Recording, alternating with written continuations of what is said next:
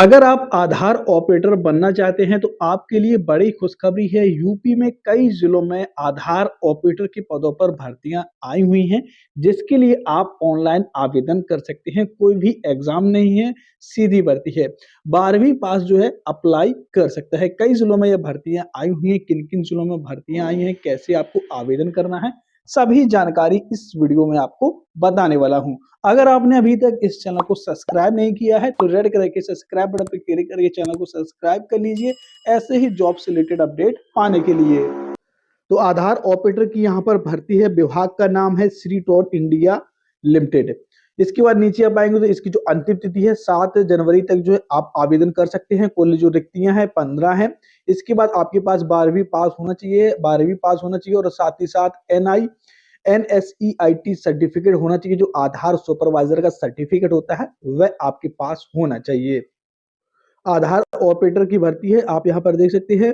पुरुष, महिला, विकलांग, भूतपूर्व सैनिक खिलाड़ी कोई भी जो है आवेदन कर सकता है। आयु की बात करो तो यहाँ पर 18 से 40 वर्ष जो है आयु होनी चाहिए और वेतन आपको यहाँ पर मिलेगा 12,500 रुपए जो है वेतन आपको मिलेगा। वेतन सीमा 10,000 से लेकर के 20,000 के बीच तक की है और आपको जो वेतन मिलेगा वह 12,500 रुपए वेतन मिलेगा। अनुभव की कोई भी आवश्यकता नहीं है।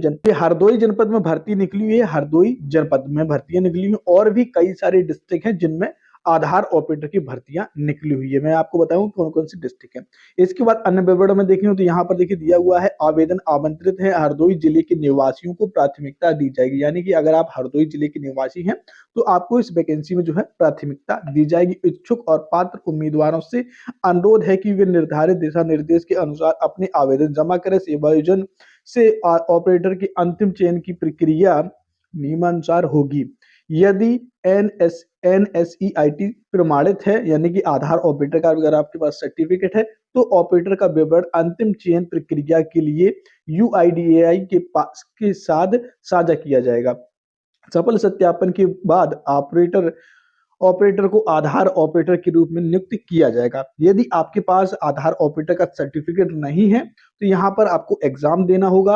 NSEIT जो सर्टिफिकेट मिलता है आधार ऑपरेटर वाला, उसको आपको एग्जाम देना है, पास करना है, तब जाकर के आपका जो डाटा है वह UIDAI के साथ साझा किया जाएगा और उसके बाद आपको जो है आधार ऑपरेटर की नियुक्ति यहाँ पर की जाएगी। अगर पहले से है तो बहुत अच्छी बात है, अगर नहीं है तो आप जो है बाद में भी इसका जो है सर्टिफिकेट के लिए अप्लाई कर सकते हो और पास करने के बाद आपको जो है नियुक्ति आधार ऑपरेटर की दे दी जाएगी। तो यहाँ पर ये जो है वैकेंसी है हरदोई डिस्ट्रिक्ट की है। इसके अलावा और कौन से जनपद है मैं आपको बता देता हूँ।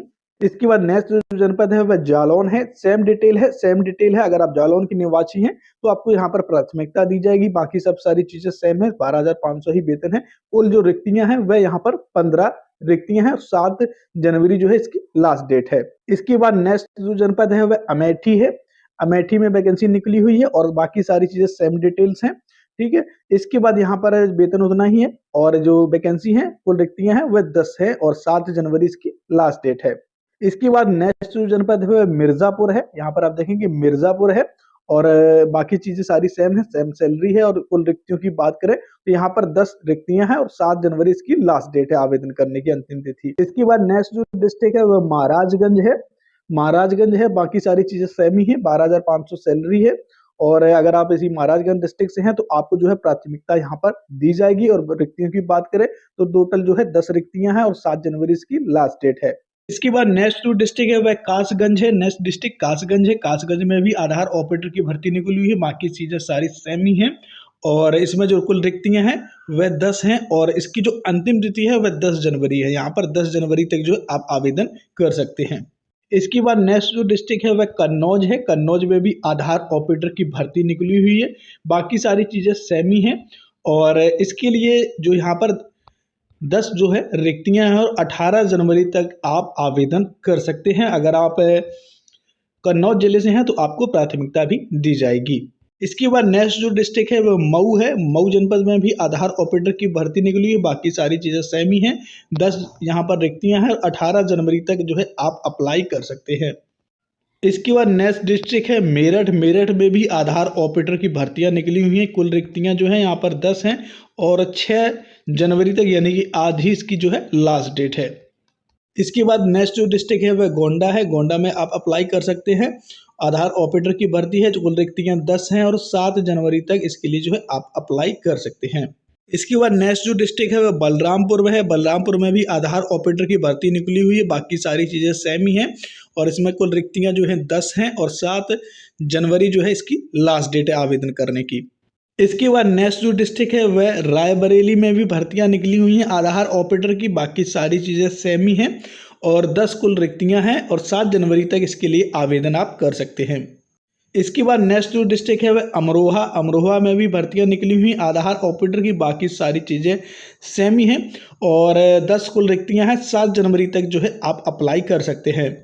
इसके अलावा सिद्धार्थनगर, ललितपुर और वाराणसी, ये 3 डिस्ट्रिक्ट हैं। सिद्धार्थनगर, ललितपुर और वाराणसी में भी आधार ऑपरेटर की भर्तियां जो हैं निकली हुई हैं, बाकी सारी चीज़ें सेम ही हैं, यहाँ पर आप देख सकते हैं। और इसके बाद यहाँ पर आयु में भी परिवर्तन है, 18 से लेकर के 49 लिखा हुआ है। इसके बाद सैलरी, बाकी सारी चीज़ें सेम ही हैं और कुल जो रिक्तियाँ हैं वे 35 हैं। यहाँ पर आप देखेंगे 35 रिक्तियाँ हैं और 7 जनवरी तक जो है आप इस वैकेंसी के लिए अप्लाई कर सकते हैं। अप्लाई आपको किस प्रकार से करना है, आपको गूगल पर सर्च कर लेना है सेवायोजन। सेवायोजन लिखने के बाद आपको यहाँ पर नीचे आ जाना है, sevayojan.up.nic.in इस वेबसाइट पर आपको आ जाना है। इसके बाद यहाँ पर आपको 3 डॉट पर क्लिक करना है और यहाँ पर आपको लॉगिन के बटन पर क्लिक कर लेना है। यहाँ पर आपको लॉगिन के बटन पर क्लिक कर लेना है। ध्यान रखना है कि सेवायोजन पोर्टल पर आपका रजिस्ट्रेशन होना चाहिए, आपका ID पासवर्ड बना होना चाहिए, रजिस्ट्रेशन होना चाहिए। अगर रजिस्ट्रेशन नहीं है तो आप इस वैकेंसी के लिए अप्लाई नहीं कर सकते हैं। रजिस्ट्रेशन आपका पंजीकरण सेवायोजन पर होना चाहिए। इसके बाद यहाँ पर आपको ना user ID, password, captcha code डाल करके आपको यहाँ पर लॉगिन करना है।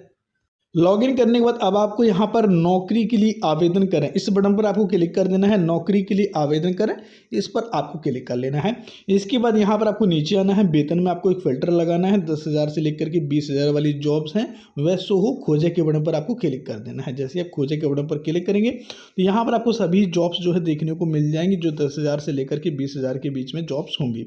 इसके बाद यहाँ पर आपको आधार ऑपरेटर, आप यहाँ पर देखेंगे 10 वैकेंसी शो हो रही हैं। यहाँ पर आपको 50 कर लेना है या 100 कर लेना है। तो यहाँ पर आप देखेंगे नंबर 10 नंबर तक आ रहा है, अब यहाँ पर आगे भी आ चुका है, 50 नंबर तक आ चुका है।